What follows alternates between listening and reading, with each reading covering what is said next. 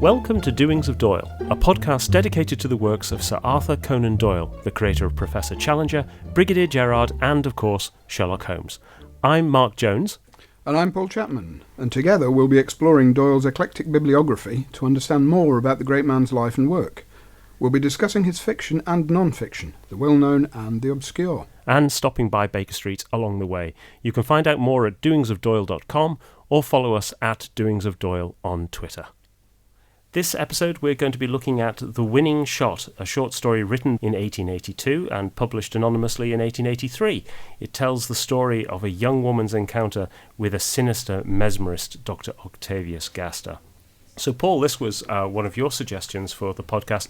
Why did you pick The Winning Shot? The Winning Shot is a particularly interesting example of an early work by Doyle, showing the development of his style. You can see the future way his writing's going. He's still not totally certain, but there is a confidence in the writing. But it's also the subject matter. 1882, we're in the early days of Doyle's interest in spiritualism and matters occult, which really come to the fore in this story.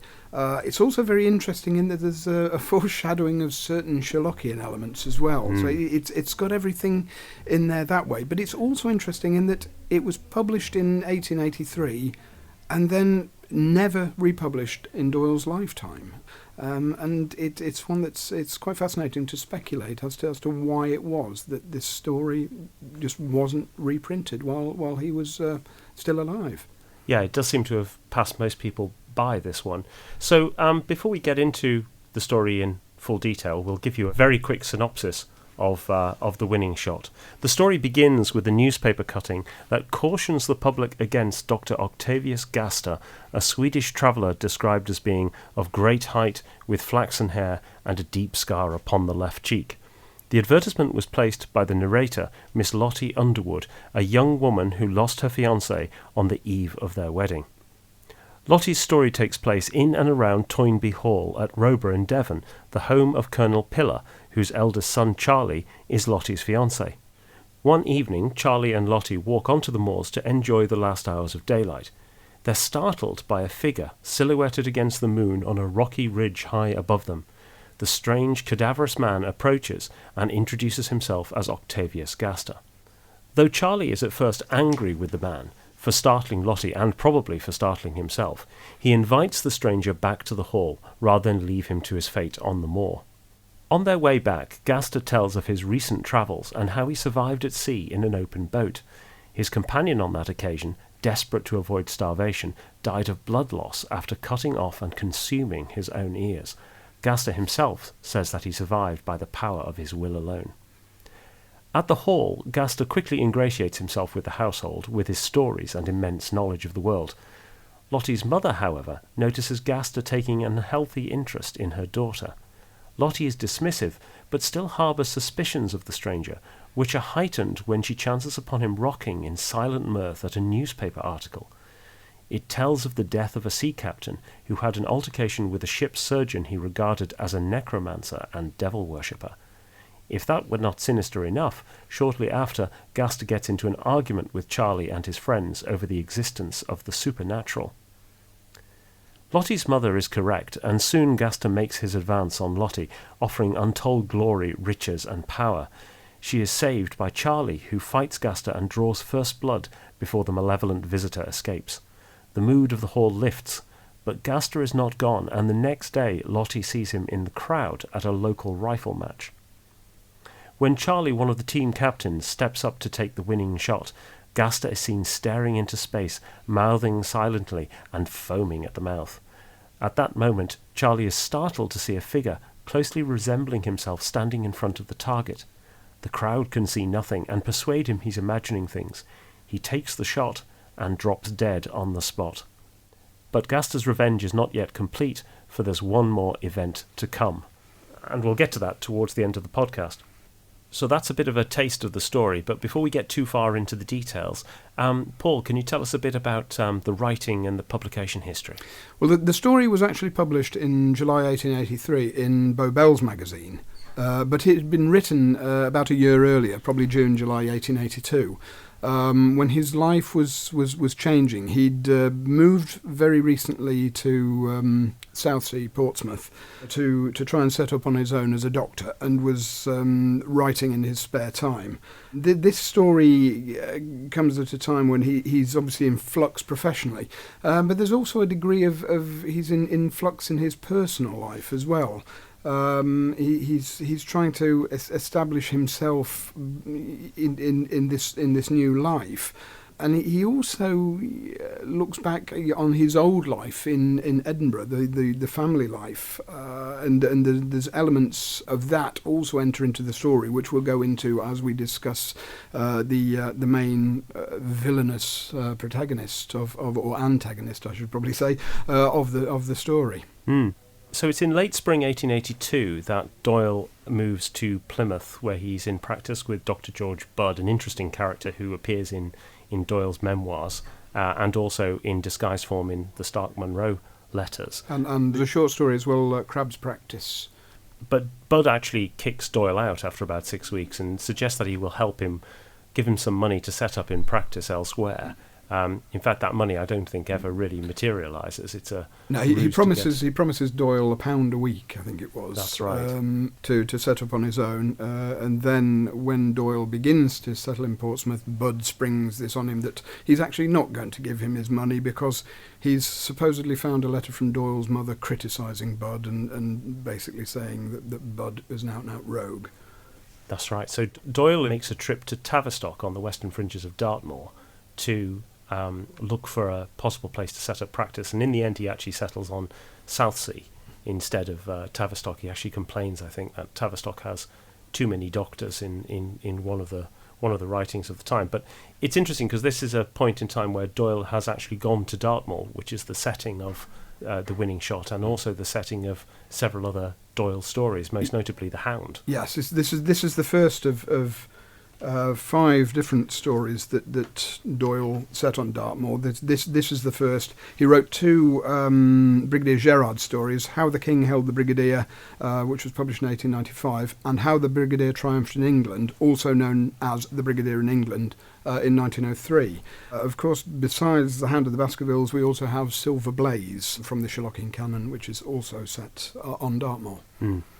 We know he writes The Winning Shot around June-July 1882 from his letters, and he actually describes this story in quite glowing terms. I have a wonderful story on hand, he says, The Winning Shot, about mesmerism and murder and chemical magnetism and a man eating his own ears because he was hungry. And clearly that point has really stood in Doyle's imagination. It's the thing that leaps out for him at that point in time.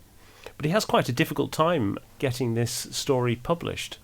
Yes, because one of his other letters at the time, he describes this very ghastly animal magnetic vampire-y sort of tale, and says that I sent The Winning Shot to Hogg, which is James Hogg, the proprietor of London Society, another very popular magazine, and then he says, it is a capital story, and a £7 if he takes it. Hogg didn't take it, and Doyle actually sold it in December 1882 to Bow Bells, and he received half that amount, just 3 guineas.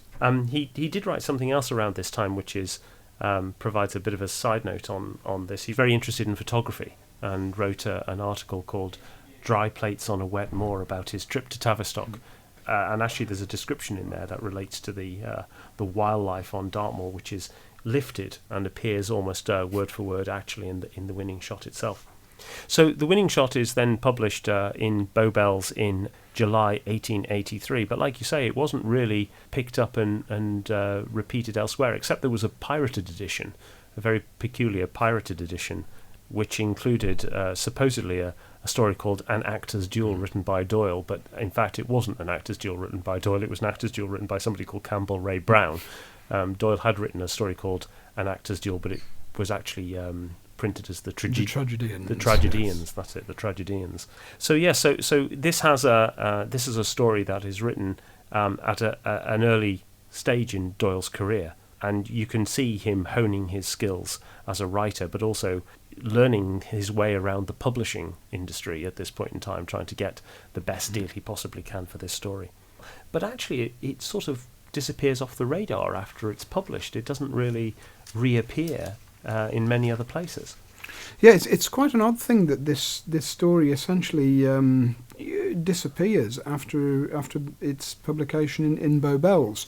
Doyle was still thinking about it the following year, because in February 1884, in one of his letters, he said he was thinking of gathering some of his stories together into a collection which he provisionally titled Twilight Tales, and he did include The Winning Shot in his selection.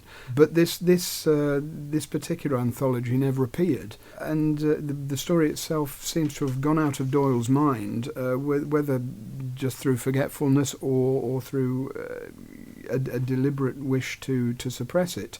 And it wasn't included in his anthology Tales of Terror and Mystery in 1922, or Tales of Twilight and the Unseen in 1922.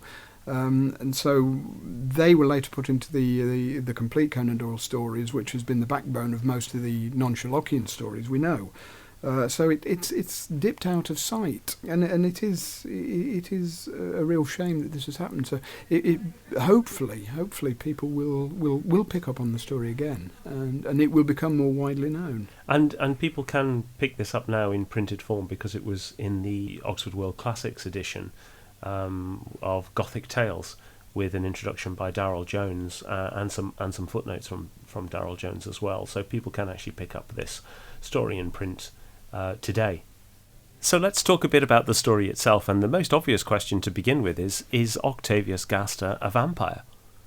It's a kind of a funny one, this, because Gaster, when he first appears, he certainly fits the sort of literary stereotype of the vampire. You got his first appearance. The moon was just topping the ridge behind, and the gaunt, angular outlines of the stranger stood out hard and clear against its silvery radiance. There was something ghastly in the sudden and silent appearance of this solitary wanderer, especially when coupled with the weird nature of the scene. And then it goes on. Weird as his appearance had been when we first caught sight of him, the impression was intensified rather than removed by closer acquaintance. The moon shining full upon him revealed a long, thin face of ghastly pallor, the effect being increased by its contrast with the flaring green necktie which he wore. A scar upon his cheek had healed badly and caused a nasty pucker at the side of his mouth, which gave his whole countenance a most distorted expression, more particularly when he smiled. There was something in his angular proportions and the bloodless face, which, taken in conjunction with the black cloak which fluttered from his shoulders, irresistibly reminded me of a blood-sucking species of bat, which Jack Daysby had brought from Japan. So you got some very obvious stuff there, and before Charlie and Lottie go on to the moor, her mother says, "Put something round your throat, dear." And then Charlie later on goes, "Wrap the shawl well round your neck, Lottie." So there's all these very obvious vampire references. But we later find out he isn't a blood-sucking vampire. One of the stories I think Doyle was inspired by is a story called The Mysterious Stranger, by a German writer, Karl von Wachsmann, which was first published in German in 1844, anonymously. And then an anonymous English translation appeared in 1854 in Chambers' repository. Its vampire is a character called Count Azor von Klatka, and I think there's a certain phonetic resonance with Octavius Gaster. Yes. And he's described thus. He was a man of about 40, tall and extremely thin. His features could not be termed uninteresting, but the expression was on the whole anything but benevolent. There was contempt and sarcasm in the cold grey eyes, whose glance, however, was at times so piercing that no one could endure it long. So like Gaster, we have grey eyes, we have a piercing stare. Von Klatka's complexion is also described as pallid, like Gaster's. Now, the story having been published in Chambers' repository 5 years before Doyle was born, could be a problem, but we do know that Doyle, as a boy, took an interest in Gothic and sensationalist literature. Yes, there's examples of that coming from his time at Stonyhurst. Yes, strangely enough, at school, his Jesuit masters seem to have encouraged Gothic tastes. One of the letters home to his mother when Doyle was 11 says, "The other day Mr. Splain read us a jolly story, translated from the German. Perhaps you have read it. It was called The Avenger, about a lot of horrible murders." And then later on, he says, "I am so glad I read most of the books we have at home, because the English theme of last term, for which 100 marks is given, was taken from one of them called Blackwood Tales. The name of the story was The Iron Shroud, and this was an 1830 Gothic story by William Mudford." So he was well versed in this sort of material, and this suggests at home they had at least one volume of Blackwood's magazine, which was renowned for its Gothic stories. So perhaps they had several volumes of that and different magazines, and Doyle could perhaps easily have picked up The Mysterious Stranger. Yes, and on top of that, I just wonder about some of the other traits that we see in Gaster and how far they were actually established tropes of vampire fiction at this point in time. So Gaster is quite a charming figure. He is able to ingratiate himself in the household quite quickly. He clearly has mesmeric qualities, as we see several times in the references to the eyes in the description. He's able to calm a dog at one point. Well, this again fits into the tradition. Azor von Klatka is able to control an entire pack of wolves. And as we know later on in Dracula, Count Dracula is also in command of animals in the same sort of way. Yes. And one of the other things that we see in the story is that Gaster is invited into the household, and I wonder how far that is a trope of Victorian vampire fiction. Again, it's something that does appear in The Mysterious Stranger. Azor von Klatka, when he goes to the castle of, I think it's Count von Farnenberg, he has to be invited in. And the very typical thing I'd like to just point to with Gaster is that he's Swedish. Yes. Which is a very strange. Most vampire fiction, they were Central or Eastern European in this sort of tradition. The only other Swedish vampire I can think of in this sort of period is Count Magnus in M.R. James's short story from 1904. And there's another way in which Gaster is a very atypical vampire, in that we discover he doesn't know about picnics, because there's a moment with Lottie and Charlie, they're arranging a picnic. Gaster says, "What is it that you call nitpick?" And the least vampiric phrase I think you can imagine, "I can make what you call a salad." Perhaps Count Dracula could make a salad as well. He has no servants. That's a good point. He's got no servants, absolutely. And Doyle is interested in the notion of vampires. We see that appear in other works as well, but again, this is not really a blood-sucking vampire. The only example of him directly drawing on the blood-sucking vampire is probably in the Sussex Vampire. And that's done ironically. And that's done ironically. That's a pastiche, really. I mean, the whole idea is that you're wrong-footing the audience. And Doyle is very good at wrong-footing the audience. He does that a bit with this story as well, as we will come to when we come to the ending of this story too. But if we think about some of the other writings by Doyle that touch on sort of vampiric-type characters, the most obvious one is Miss Penclosa in The Parasite. And that's, again, a very different type of vampire. It's much more energy or emotional vampire.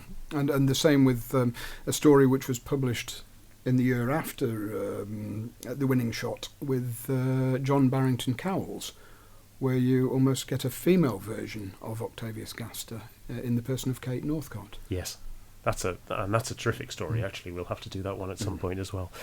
And talking of the Sussex Vampire, there are quite a few incidental details here that have connections to the Sherlockian canon. So one of them is the fact that Harry Pillar, who is one of the sons of Colonel Pillar, has a visitor from university at Cambridge who's called Trevor. And it's actually Trevor's dog that Gaster hypnotises. Towser. But it reminded me very much of that moment in The Gloria Scott, that Holmes had a university friend who had a dog. Trevor was the only man I knew, and that only through the accident of his bull terrier freezing onto my ankle one morning as I went down to chapel. I mean, the obvious point there is that in The Winning Shot, Doyle is making reference to somebody called Trevor, who is a university student from Cambridge. So it may well be that when Doyle is writing about Victor Trevor, he's thinking about Cambridge as well. But with that fuse well and truly lit, I will stand well back from the Sherlockian argument that will ensue. We also have with Towser is described in The Winning Shot by his owner Trevor as being a nipper. So he's another dog who will likely to freeze onto your leg if you're not careful. He will indeed. And you've given the description of Octavius Gaster himself and the scar, and that reminded me very much of Hugh Boone as well in The Man with the Twisted Lip. But the one that I think is a really delightful little touch is that there is actually a character in this towards the end at the rifle match called Farmer Watson.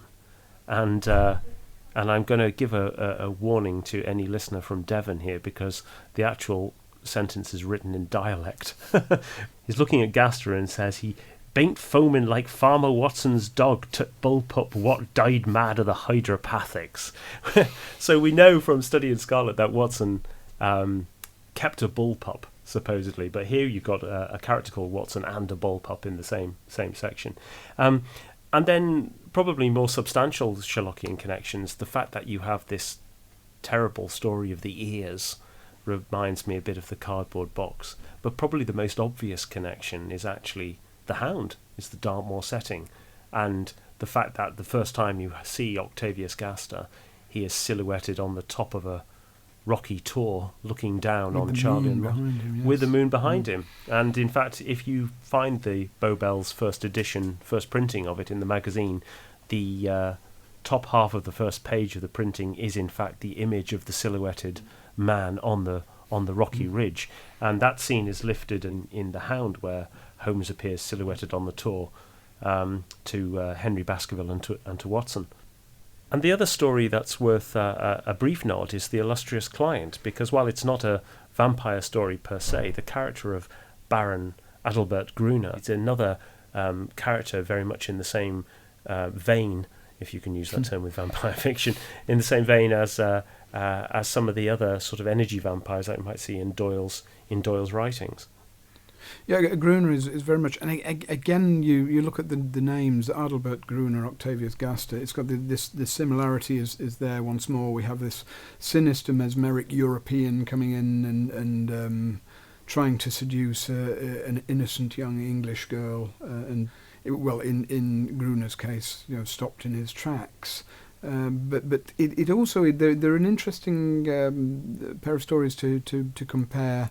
That is The Winning Shot and The Illustrious Client, in that they show the real advance in Doyle's writing, what a sophisticated writer he did become. If you look at the way he portrays Gaster and then compare that to Gruner, he's become far more nuanced, far more subtle. Yes, in the way these characters are presented, and far more realistic. Gruner is a very, very convincing villain, whereas Gaster definitely still has traces of the almost the pantomime villain. Yes, he's very, very much melodrama.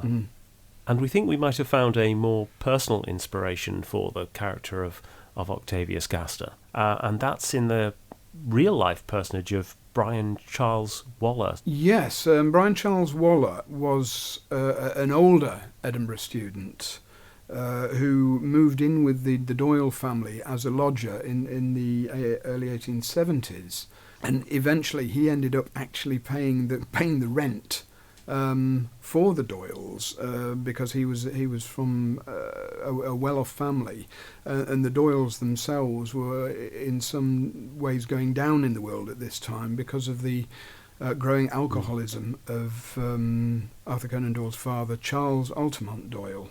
And as Waller's influence on the family grew, Arthur seems to have had a certain degree of resentment against Brian Charles Waller, because Arthur, being the eldest son, believed it should be his place to actually become essentially the head of the household. And he admired Waller, there's no doubt about that, but it was a very fractious relationship. And in early 1882, not long before he wrote the Winning Shot, he wrote a letter to his sister Lottie, which seems to indicate that he'd actually had some sort of great altercation with Waller, which might even have involved a degree of fisticuffs. The language is a little bit ambiguous, so we're not entirely sure. But this could have been then played out in literature in the person of Gaster, who is the outsider who becomes the cuckoo in the nest, welcomed into the Pillar family household and taking over in many ways. And you can sort of feel Doyle taking out a degree of resentment against Waller with this. And one interesting aspect of this is in the name Gaster for the character. Because Doyle also wrote another story called The Surgeon of Gaster Fell. Gaster Fell is actually based on Masongill, which was the family seat of Brian Charles Waller. So there's definite hints going on. Yeah, and it would be around about this time, I think, that Doyle's mother moved to Masongill to live on the Waller estate. This is also a story that includes a quite early reference to spiritualism. And we often associate spiritualism with Doyle's later life because it became such a profound focus for him, particularly after the First World War. But this story actually does show that he has knowledge of spiritualism and indeed interest in the topic. There is a moment where Octavius Gaster is talking to Charlie and his friends, and he says, "Who that has read Steinberg's book upon spirits, or that by the eminent American Madame Crowe, can doubt it? Did not Gustav von Spee meet his brother Leopold in the streets of Strasbourg, the same brother having been drowned 3 months before in the Pacific? Did not Hume, the spiritualist, in open daylight float above the housetops of Paris?" Gaster is instantly going into a defence of the existence of spirits and from beyond the grave. And Doyle was interested in spiritualism at this time, although his knowledge was quite basic. While he is in Southsea, he befriends Henry Ball, who was an important figure interested in the paranormal. And a year later, he also befriends Major General Alfred Wilkes Drayson of the Royal Artillery, who became a big influencer on Doyle's spiritualist journey. So it's interesting that in this story, in this really early story, we do get some casual throwaway mentions to spiritualism, although Doyle was not all that accurate with the description that he gave. No, he'd already he'd started his reading, but particularly at this stage in his writing, you will find in a number of stories he does like to name drop, he does like to show off about his knowledge. But unfortunately, his knowledge didn't always match up to this, and it's a bit of a grab bag. And he does make some of this stuff up. It appears that Steinberg is a made-up name, and when he talks about Gustav von Spee meeting his brother Leopold, that doesn't seem to be an actual incident. It's something he fictionalised. But these sort of stories we're certainly doing the rounds. I mean, there is a story of this sort of thing happening in York Minster in the mid-19th century, when a lady is supposed to have encountered her brother's ghost at the moment of his death. So these things were there in the kind of popular culture, and Doyle's picking up on this. And just as an interesting aside as well, with the von Spee, certainly fictionalised, we would think, because one of the next stories Doyle published, An Exciting Christmas Eve, actually has the main protagonist called Otto von Spee. So he's reusing that name very quickly. I mean, he does actually have a couple of other names in there that are genuine, although his details are slightly off. So the American Madame Crowe is actually a reference most likely to Catherine Crowe, who was not American. She was English, but she wrote a very influential work in 1848 called The Night Side of Nature, or Ghosts and Ghost Seers, which is a survey of the supernatural, and it includes a chapter on doppelgangers or doubles, and also on the power of will, and it's quite likely that Doyle will have read that book at this point in time. The other reference there is to Daniel Douglas Hume, who was a famous medium, originally from Edinburgh, and moved to America in the late 1830s when he was in his early years. And Hume makes his appearance in Doyle's History of Spiritualism a little bit later. Well, one thing with Mrs. Crowe as well, that Doyle may have heard of her in his youth because she did at one point live in Edinburgh, and she in 1854 she wandered around the streets of Edinburgh carrying only a card case and handkerchief. And that was it. She was promptly arrested and later committed to an asylum, but treated privately, and whatever problem she had seems to have been cured. But if this is part of Edinburgh legend, he may have heard of it. Yeah, a notorious celebrity. We have the incidence of Gaster reading these books or quoting these books, but he's also surprised unexpectedly by Charlie and Lottie while they're on a walk.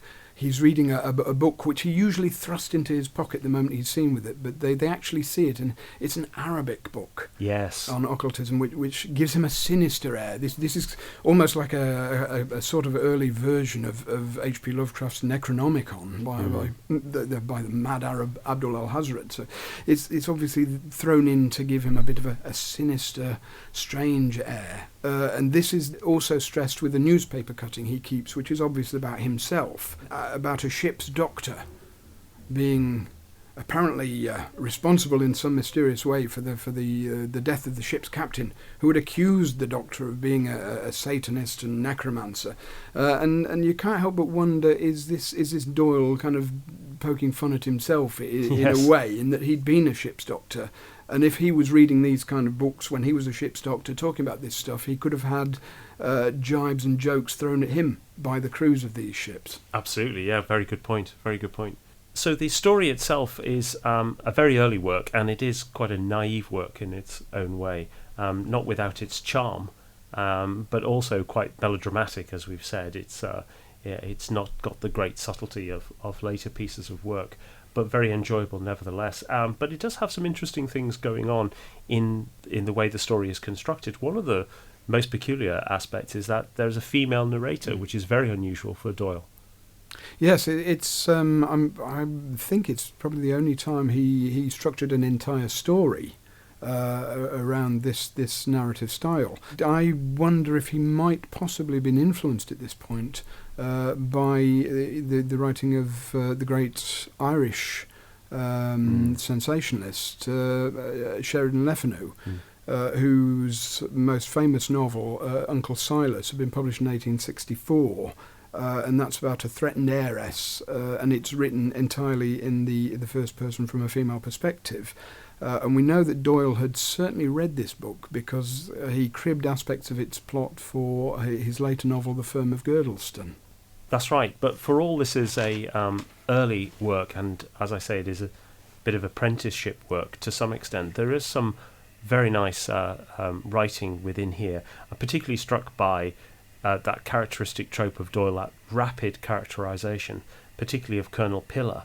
Lottie says in the description of the household, "I must not, however, forget the gallant old warrior who was our host, with his time-honoured jokes and his gout and his harmless affectation of ferocity," which is a terrific shorthand for this character. I mean, instantly within 30 words you have a fantastic depiction of Colonel Pillar himself. And then you've also got a later description of Lottie's mother. "Finally there was my mother, dearest of old ladies, beaming at us through her gold-rimmed spectacles, anxiously soothing every little difficulty in the way of the two young couples, and never weary of detailing to them her own doubts and fears and perplexities, when that gay young blood, Mr. Nicholas Underwood," that would be her husband, "came a-wooing into the provinces, and forswore Crockfords and Tattersall's for the sake of the country parson's daughter," Crockford being a club known for gambling and Tattersall being a guide to the turf. So there's a fantastic immediate throwaway background references to things that would have been easily consumed by the readers of the time. And it's the economy of style, isn't it, that comes in. And he actually says when this story is being rejected, he talks about this, that he fears it's being rejected because his style is economical and not wordy.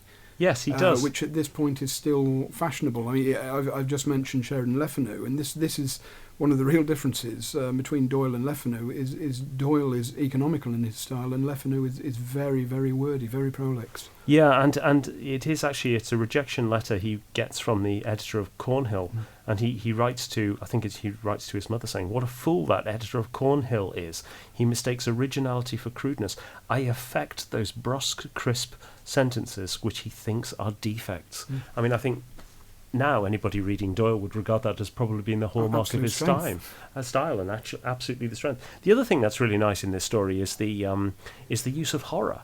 And that quote that we gave earlier from one of the letters, he absolutely delights in the story of the man eating his own ears. And there's a great article I found online from Charles Prepelec reviewing the winning shot in 2016, makes a suggestion that Gaster may have dined on his unfortunate companion to survive the trip. It might not be that he actually survived on power of will alone. So Doyle actually has this wonderful moment in it, which is just pure horror, and it is genuinely shocking when you read it in the story, to the point where actually you think about the sanity of Charlie and Lottie, who are walking with this character back to their house, and they don't at any point think perhaps we shouldn't really be taking this man back with us. This is the schoolboy who was brought up on Blackwoods and Poe. Absolutely, it is, yeah. And the other thing that I think is quite interesting in this story is Doyle's use of foreshadowing. He is constantly foreshadowing throughout this story, right from the very beginning. The fact that the opening is actually this newspaper clipping and this casual reference to the loss of Lottie's fiancé on the eve of the wedding. But there are other things in the story, and there's a moment where they come across a crossroads, and Lottie says that, little did they know that their decision would have a profound influence, which way they would go would have a profound influence on the outcome for themselves and their lives. But is that actually true? Because Gaster's first words, yes, when Gaster's he appears, which are... He says, I thought it, and they're quite peculiar first words, aren't they? So there are a number of different possible interpretations of that. It may give an idea that I thought it means I thought it was her. And that he's fated to meet Lottie, in which case this kind of idea of the road we took sealed our fate might not be true, but Doyle makes none of this clear. No, and actually it's quite a nice thing about this and other stories, that actually there's a lot left to the imagination, and the next story we're going to come on to is a classic case in point for that. Another element of foreshadowing that appears in the story plays very much on the popular 19th century trope of doubles. Yes. And when Charlie and Lottie first see Gaster at their favourite trysting spot, you have him being seen above us towered two great columns of rock. So we have a doubling of the columns. We have the names of the lovers, Lottie and Charlie, Charlotte and Charles. We have two couples, Lottie and Charlie, and Jack Daysby and Fanny Pillar, who is Charlie's sister. All this is also foreshadowing the end of the story, which does involve a double. Yes. In which, in the winning shot itself, somehow Gaster projects an astral version of Charlie Pillar, which he shoots. And he shoots himself by shooting his own astral projection, or his own astral double. And that topic of doubles is one of the topics of The Night Side of Terror, of the Catherine Crowe book that is directly referenced in the paragraph on spiritualism. And the other thing I think about the foreshadowing is that that's constantly building up tension throughout the story. You really you know that this is going to lead towards something horrible, but he then completely wrong-foots you. So in the synopsis we didn't go quite as far as the final incident, but the story actually ends with a footnote. And the footnote is not written by Lottie Underwood, but written by Lottie's mother, Emily. And this is what it says. Within a fortnight after writing this narrative, my poor daughter disappeared. All search has failed to find her. A porter at the railway station has deposed to having seen a young lady resembling her description get into a first-class carriage with a tall, thin gentleman. It is, however, too ridiculous to suppose that she can have eloped after her recent grief, and without my having had any suspicions. The detectives are, however, working out the clue. So Gaster does get Lottie Underwood and they disappear on the train at the end of the story. So that brings us to the end of The Winning Shot. If you want to get more information, go to doingsofdoyle.com, where we'll have the show notes, and you can leave us a comment or question there, or you can contact us on Twitter at doingsofdoyle. Next time, what are we going to be doing, Paul?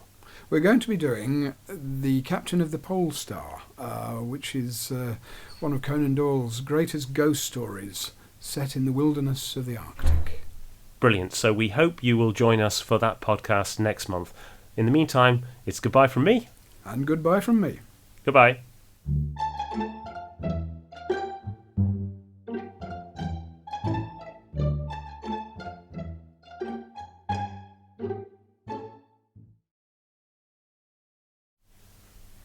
So let's talk a bit about the story itself now. And the most obvious question that really leaps out reading this one again is Octavius Vampire...